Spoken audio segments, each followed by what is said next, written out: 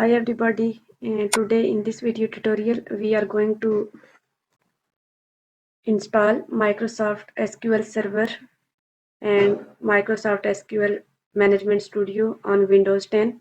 So to install Microsoft SQL Server you have to go to this website, and when you will open you will see different options like SQL Server on Azure, SQL Server at the edge, SQL Service on premises, or download a free specialized edition. So here are two options. You can go with developer mode or express mode. In developer mode, it says that SQL Server 2019 developer is a full-featured free edition licensed for use as a development and test database in a non-production environment. Whereas SQL Server 2019 Express is a free edition of SQL Server ideal for development and production for desktop, web, and small server application. So you can get any one of these. Both are free. And here when you will scroll down you will see separate options for Windows, Linux, and Docker. For the time being I'm going to install for Windows, so I will click on this one, download now. So when you will click on download, and the setup will be downloaded, and you will see it in your downloads option. You have to do nothing, just right click on it and run as administrator. I have already installed, so I will not reinstall it, and there is nothing. It will take some time, and your SQL Server 2019 will be installed. After installing this, it will ask you to install SSMS setup. It's mean you have to install SQL Server Management Studio.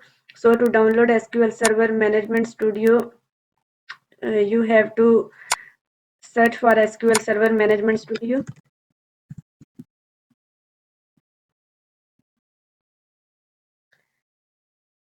So from here, from the same website, here goes a link, download SSMS. So in the similar way you have downloaded SQL Server, you can download this one, and after downloading this, run it as an administrator. Once both of these is successfully installed, go to your Windows icon and move down, and you will see a folder named Microsoft SQL Server 2019 and Microsoft SQL Server Tools 18. So double click on this one, Microsoft SQL Server Management Studio. So once you will click on this one, if it was successfully installed, it will open database window for you, from where you can create your databases and create different queries, and run different queries to create databases, drop databases, and create tables and other things. So here it will ask you to connect. From server type you will select database engine, and server name is given this your PC name, and authentication mode is window authentication. If you will select any other authentication mode, it will ask you to password or username. So I will put it in default mode and click on connect.